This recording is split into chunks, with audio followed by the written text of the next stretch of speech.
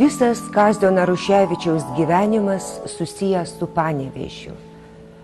Per keletą dešimtmečių surengtų parodų dėka jis įsitvirtino kaip nuoseklus Lietuvos gamtos dainius, besiremiantis savo kūryboje lietuvių koloristinės tapybos mokyklos kryptimi.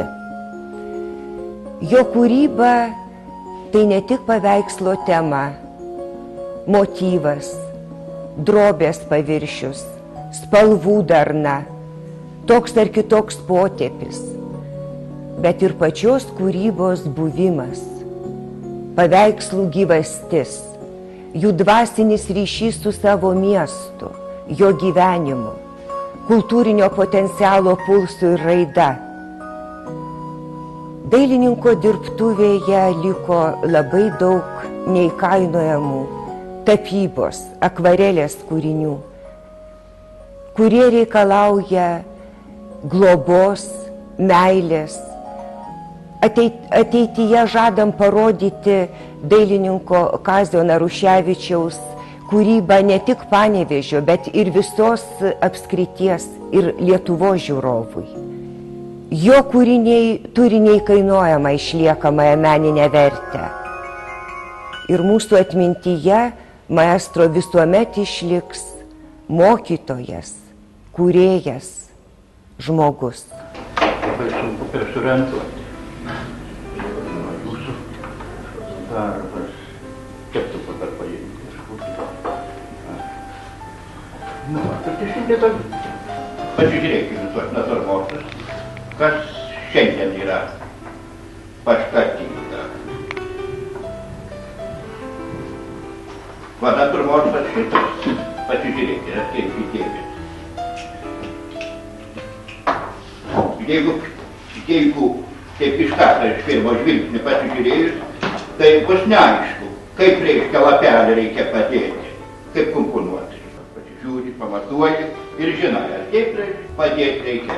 Jeigu jis pailgas taip, tada mes komponuojam horizontaliai. Jeigu jisai taip yra daugiau pailgas, tai komponuojam šitaip.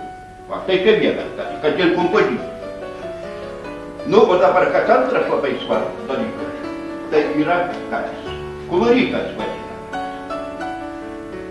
Jeigu šitą pasižiūrėčiau, tai matot, tai yra šiltos ir šaltos spalvos, toks kontrastinis natūrmortas. Šitas irgi, taip pat ir tų šaltų tonų, šilti tie ir šitą, vaisiai tie ir daržovės, ir gėlės šitas. A jeigu į šitą pasižiūrėti, tai matot, pasižiūrėti, tai jisai visas yra vienam kūrui, šiltam, taip? Va, ir mes reiškia, šitos darbus aptarėsiu. Vargu ar įmanoma suskaičiuoti, kiek panevėžiečių, dabar jau senelių, tėvų ir jų vaikų Kazį Naruševičių vadina savo mokytoju. Net tie, kurių gyvenimo kelias vėliau pasuko visai ne meno kūrybos link, su meile prisimena jo pamokas ir jį patį. Mokytojas. Taip mes jį visi vadindavom. Tačiau jam netiko tas tradicinis pavadinimas mokytojas. Tai buvo kūrėjas. Kūrėjas ne tik, kad pats kurdavo, bet leisdavo ir mum mokiniam jo interpretuoti. Retkarčiais prieidavo, pasižiūrėdavo, rasdavo geresnę vietelę, pagirdavo ir svarbiausia sakydavo, tik nebijokit spalvų, maudykite spalvos. Kadagi jūs pasimaudysit, jeigu ne dabar?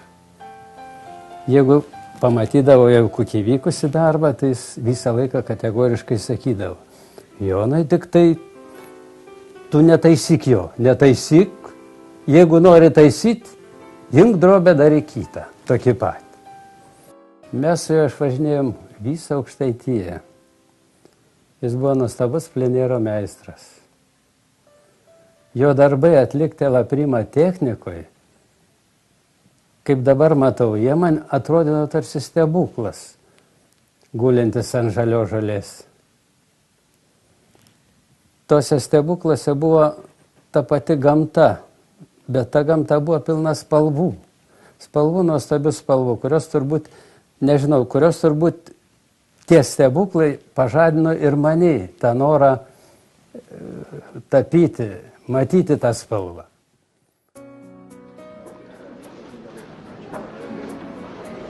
Ir šiandien šventė tikrai nuostabi, reta ir turininga.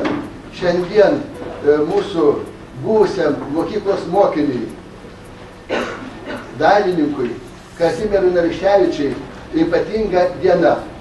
Prieš 50 metų, būdamas šitos mokyklos mokinys, Kazimieras Naruševičius, skatinamas dailininkų Kairiūkščių, vėliau dailininko Puzino, pasirinko labai nuostabų, turiningą dailininko kelią. Paėmė paletę į rankas. Ir šiandien, praėjus 50 metų nuo to laiko, kada senosios mokyklos medinėje sporto salėje, o kurį buvo, turbūt ne visi žino, kur priestatas yra toje vietoje, buvo medinė sporto salė, per kalėdų atostogas, leidus direktoriui Elisonui, buvo surengta pirmoji gyvenime, turbūt pati brangiausia, pati turiningiausia dailės darbų paroda. Gėtė yra pasakęs, kad kiekvienas žmogus turi dvi sielas. Viena siela tai toji, kuri stengiasi iš esamos vietos, kuo greičiau išgrįs, plastot, kažko siekt, lėkt. O antroji siela, ta, kuri išlėkusi, stengiasi kuo greičiau grįžti į namus.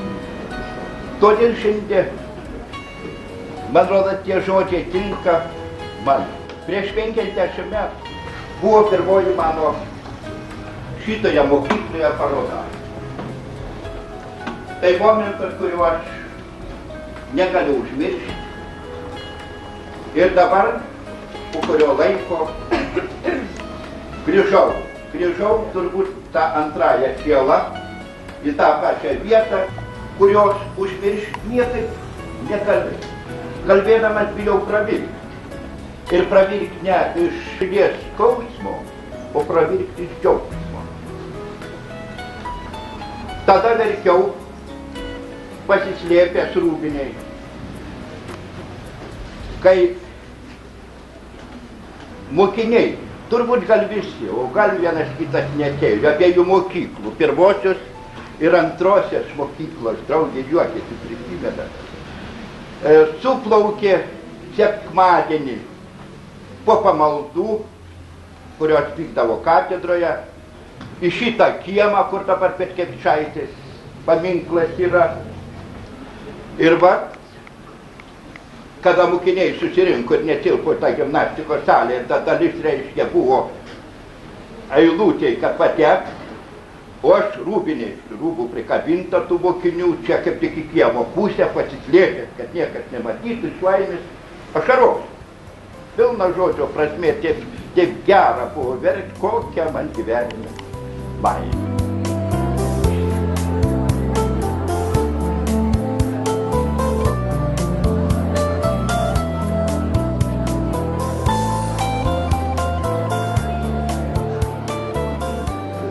Pradėsiu nuo to, kad tų darbų, kurie buvo užkabinti, čia šitoj pirmoji vadinamoj mano kūrybos parodoj, tų darbų nei vieno nėra. Karas sudegė, supleškėjo ir nebeturiu ką. Man atrodo, kad tie mano darbai, kažin ar ne geresni už tuos, kurie čia kabo, nes jie buvo daug nuoširdžiau dirbti. Tada nieko negalvojom, tai ką širdis sakė, tai ir vaikščiai.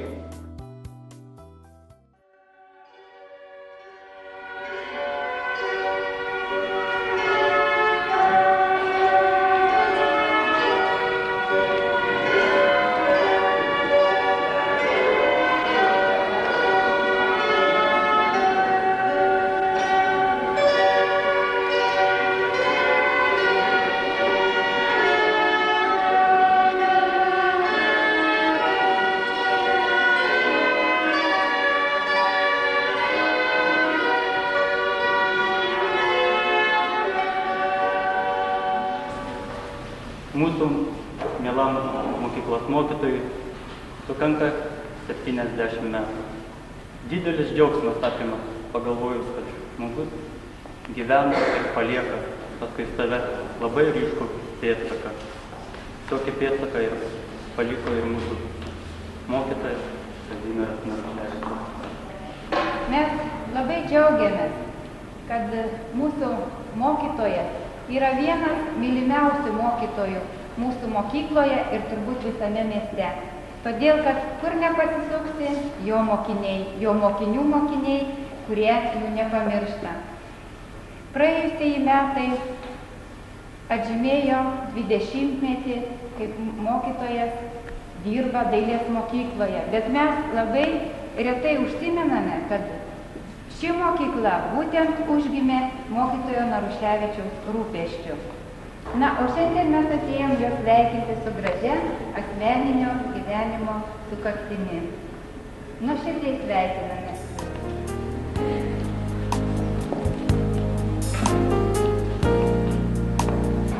Būkite sveikas, tvirtas, linksmas, būkite pilnas kūrybinių polėkių, būkite visat su mumis.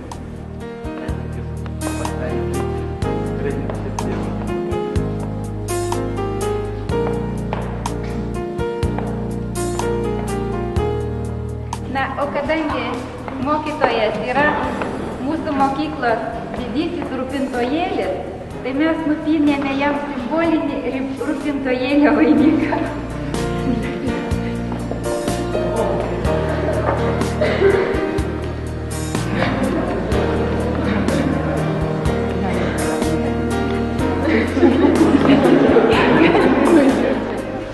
Labai smagu, kūrybinio džiaugsmo ir tvirtų ąžuolinių medžių.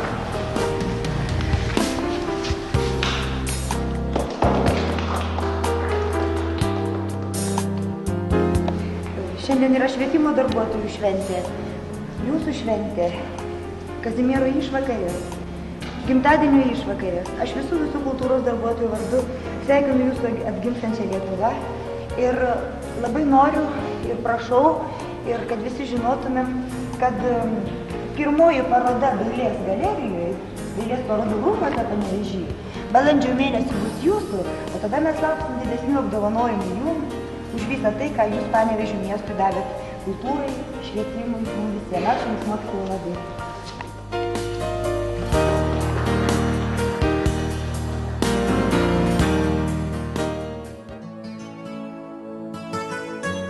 Pirmiausia, leiskite jūs pasveikinti artimiausią savo kaimyno Šiaulių miesto vardu, perduoti nuoširdžiausius sveikinimus nuo Šiaulių miesto dailininkų kolektyvo ir pirmiausia, žinoma, mūsų bičiuliui, prieteliui, Kaziui Naruševičiui, 90 mečius einančiam viena koja, drauge, pasitariant, paremiant vienus kitiems ir, kaip kada esu paminėjęs, turbūt pats panevėžiškiausias dailininkas iš visų čia esančių. Čia gimęs, augęs, čia savo jubiliejus švenčias ir tiesiog simboliška, kad šių naujų rūmų parodo rūmų atidarymo proga, būtent jam sukanka vėl eilinis gražus jubiliejus ir kad jis sugebėjo visus tos rūmus užpildyti savo kūriniais.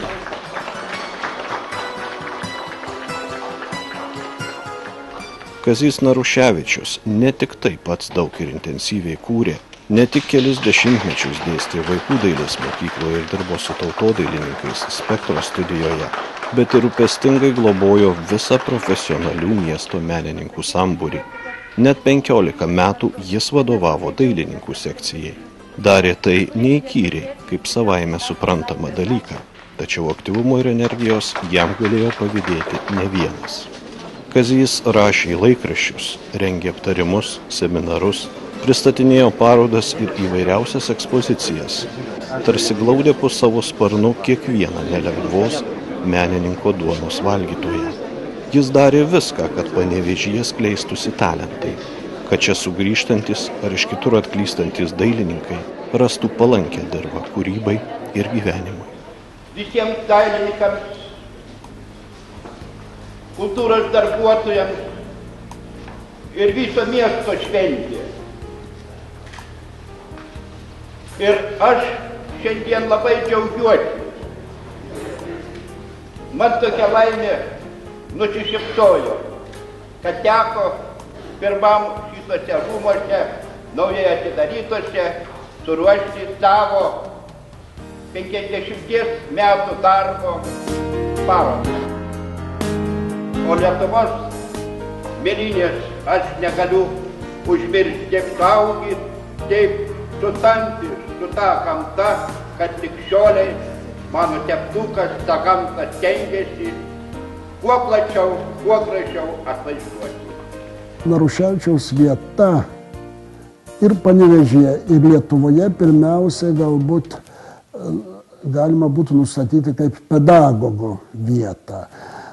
Net galėčiau sakyti, kad Naruševičius Panevėžiui tas pats, kas Bagdonavičius Šiauliams.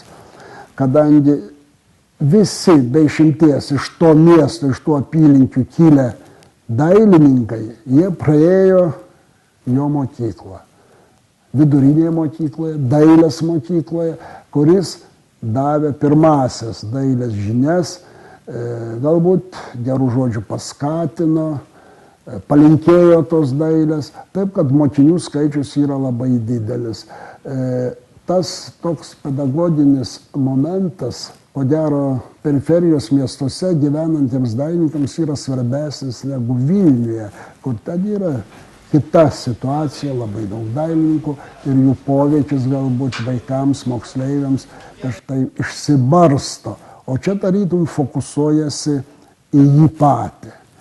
Dabar kokia kūrybos, koks pobūdis. Man atrodo, kad Naruševičius atstovauja 20 amžiaus vidurio Lietuvos tapybos mokyklą. Tai gimtojo krašto poetika, taip sakyčiau. Žinoma, kelionių metu pas jį atsiranda ir tolimų kraštų motyvai, tolimieji rytai, kuriuose jam teko pabūti, Kaukazė, Juodosios jūros pakrantėse, bet vis tik vyrauja tai, kas jį yra čia pat. Ir Panevėžio tema, Panevėžio motyvai tikrai pas jį yra įtvirtinti ir be jo kūrybos, be jo paveikslų, man atrodo, ne visai būtų suvokiama Panevėžio kaip miesto dvasia. Dar vienas, man atrodo, bruožas Naruševičiui būdingas.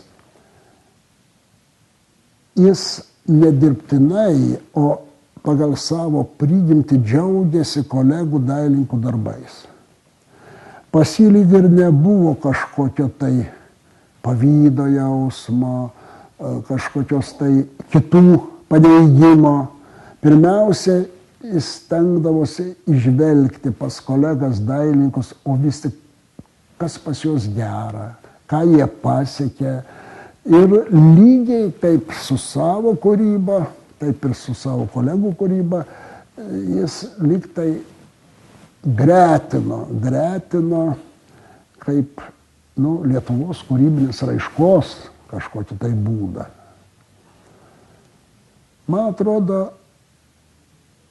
kad jis netgi neturėjo priešų, nei visuomenėje, nei dailininkų tarpe.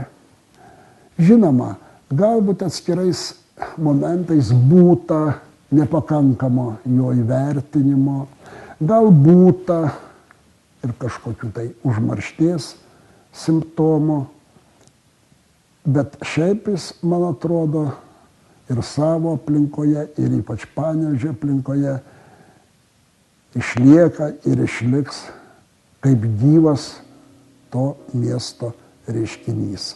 Kaip gyvas žmogus su savo principais, su savo dvasia. Ir ko gero, jo kūryba darė ir tebedarys įtakos priaugančiai kartai.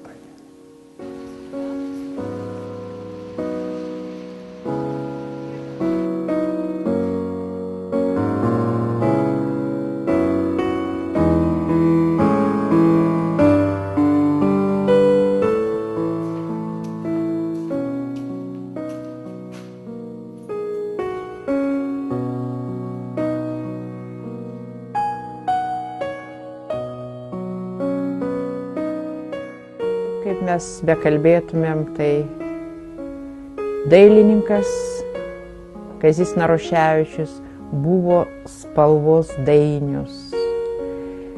Jisai spalvą išreiškė, jisai tapė gamtą, bet mes pasižiūrėkim, kad ir paprastą tą darbelį, tai juk čia medžiai, bet čia yra žmonės, kalbasi žmonės. Pasižiūrėkit, tai jų žmonių gyvenimas.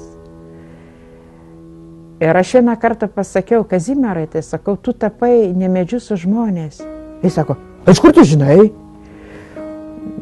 Tai tokia, kaip pasakyti, visada jis po darbo iš mokyklos atbėgdavo ir ilgai dirbtuviai savo studijai dirbdavo. Tai iki kol paskutinis ten autobusas 6 važiuodavo.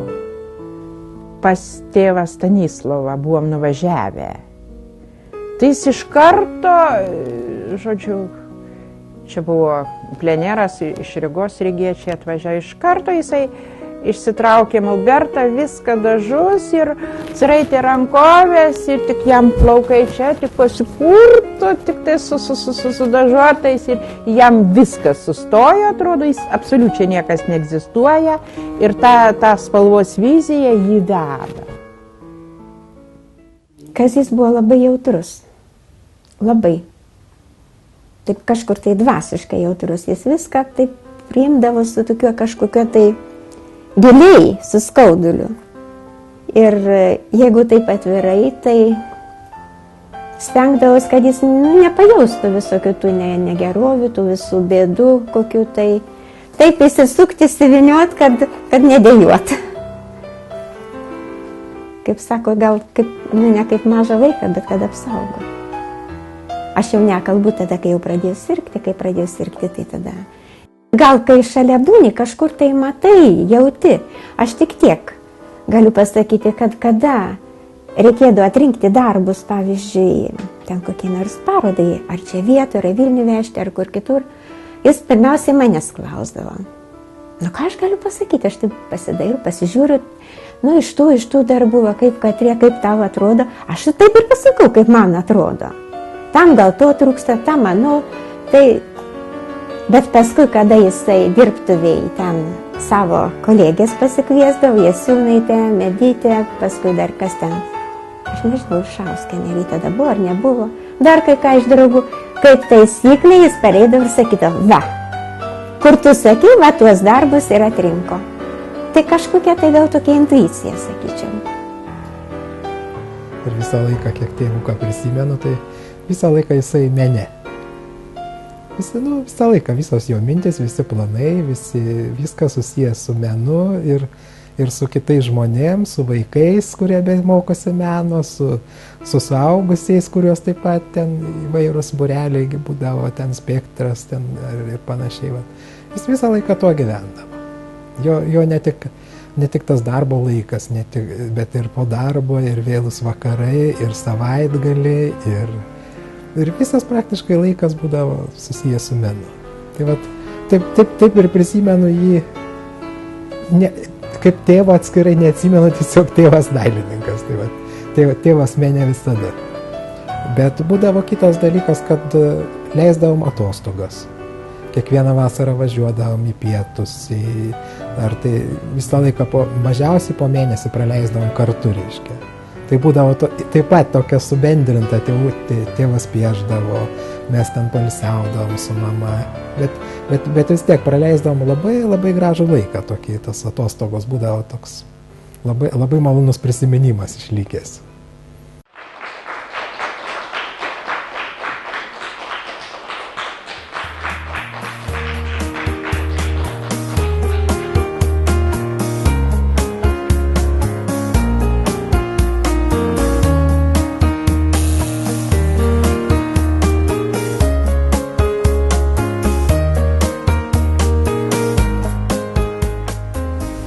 Yra dalis žmonių, kurie gerai jį pažįsta, pažinojo ir pažįsta.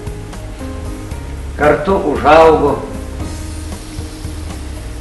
Sanžyrės ir Levens pakrantėse, praleido kartu vaikystę, dalį jaunystės metų, o paskui, kaip visada gyvenime būna, išsiskiriat, gal ir ilgam, tačiau visada malonu, kada ir po daugelį metų jau su pasidabruotais smilkiniais vėl susitinki žmogų, vėl prisimeni tos jaunystės metus.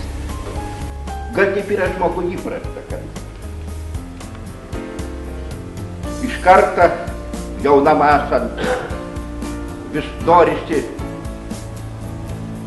kažkur tai važiuoti, bėgt, lėkt, kad tik tai ne namuose, kad tik kitų.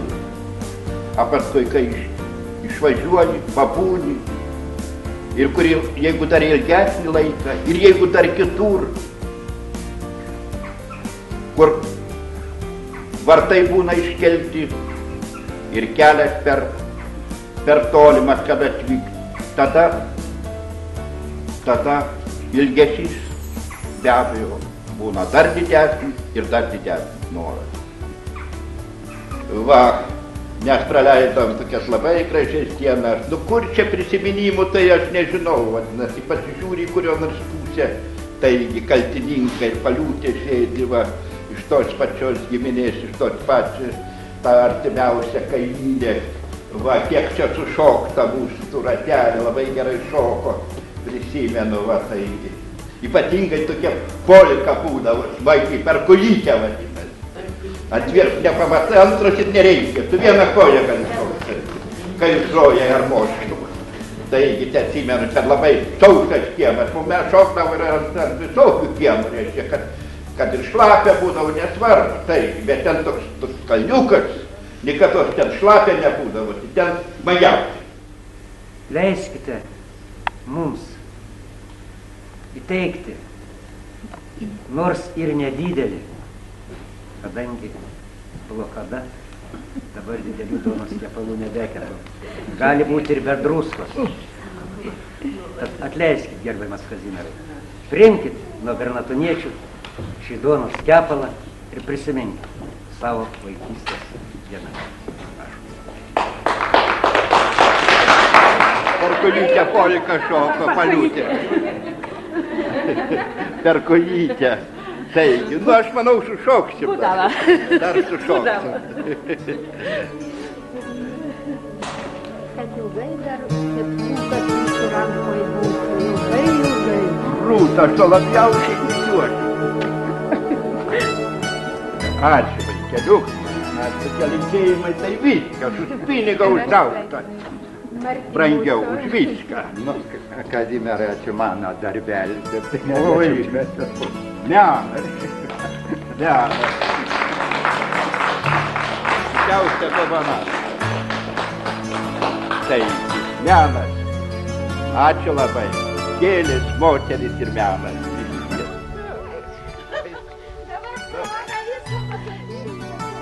2004-aisiais Panevėžys atsisveikino su žmogumi, kuris gimtai Lietuvai atidavė tai, ką turėjo brangiausio – meilę, kūrybą, širdies šilumą, savo gyvenimą. Jo dėka pasaulis tapo šiek tiek gražesnis. Pirmiausia, tai visada išplauti. Nečiam paduoti. Paskui pateikt, palagauti. Čia pagal paprotį senos. Dabar galim būti. Nu, pirmiausia, išplauti.